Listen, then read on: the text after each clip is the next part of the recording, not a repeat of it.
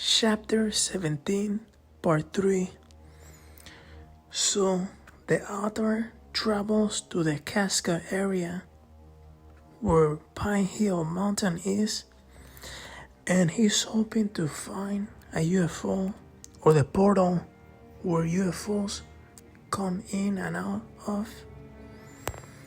And he brings a lot of equipment that UFO investigators have, like EMF detector, full spectrum cameras, binoculars, and digital audio recorders.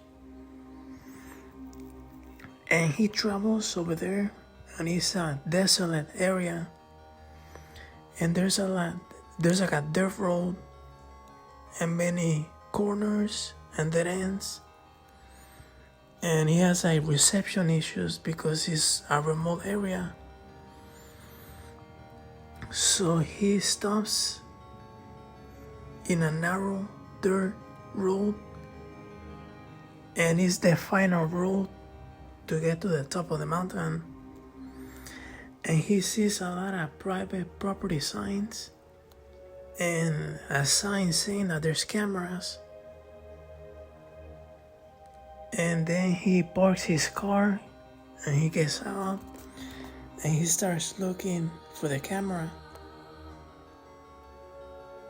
And he sees nothing, but he gets discouraged. And he decides not to move forward because maybe he's afraid that he's gonna get in trouble. Like the cameras are kind of like a deterrent.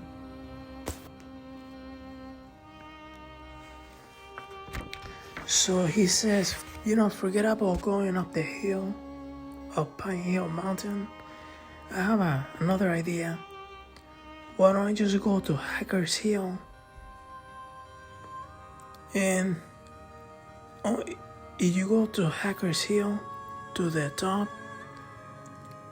you can see Pine Hill, which is what he really wanted, because that's where the alleged UFO portal is. So he drives to Hackers Hill, and it's a late evening, around 6 p.m. And he gets there and he just starts drinking coffee. And then it gets dark. And then he just starts looking for the portal. And then he looks at the sky and he sees satellites and airplanes and all those things.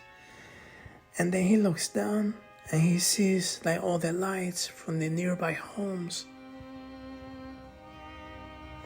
And one light in particular was pretty bright, and he gets excited because he starts thinking that maybe it's like a UFO or something like that.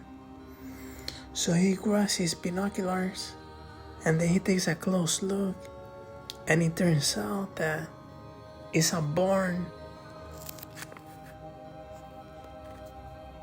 with a big light bulb on top of it. So he gets a little bit disappointed about that. Around 1 in the morning, he continues drinking coffee and cigarettes, and he keeps looking at the sky. And then, while he was outside the car, he hears some type of noise coming from some type of animal.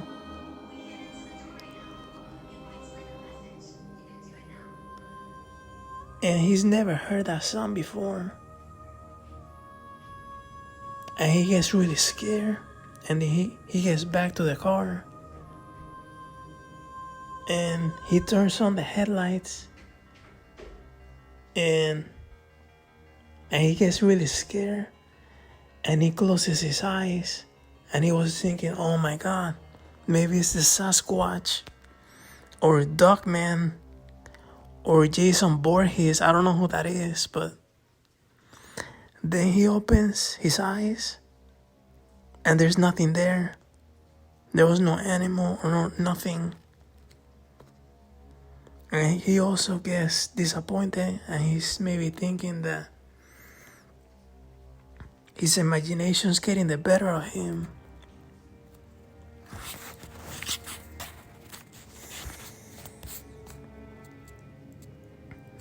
And then he decides to do some UFO summoning.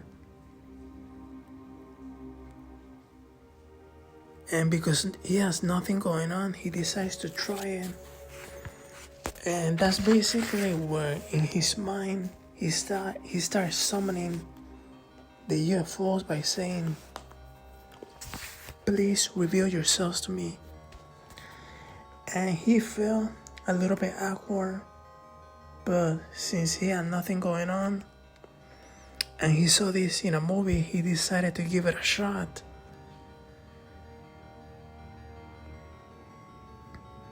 And he does this for a while and nothing happened. And then he starts looking over at the water, which is like a lake. And then he sees like a weird light that was just hovering there. It hovered above the water, silent and motionless. He grabs his cell phone and he starts recording.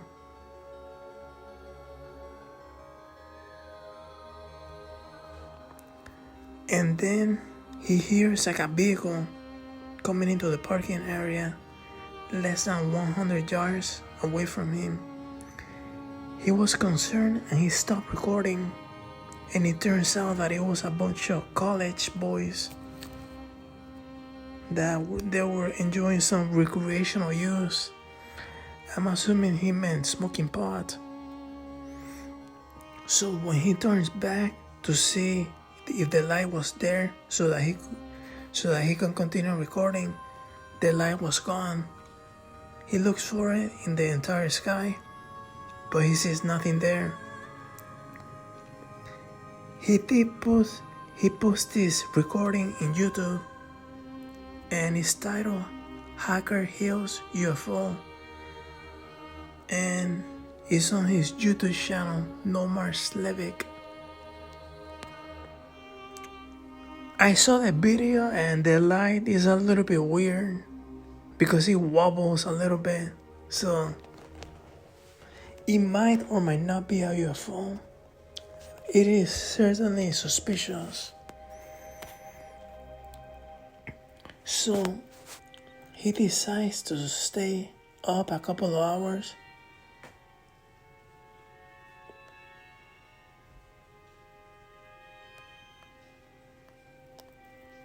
And nothing more really happens.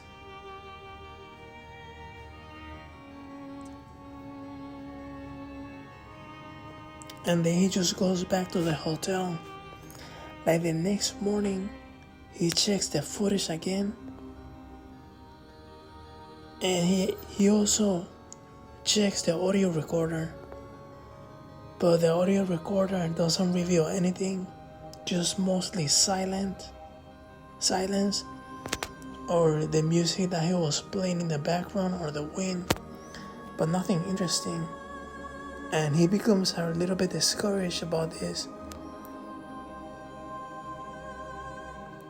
But then again, he becomes a little bit satisfied because he did a recording of the light in the sky, which was a little bit weird.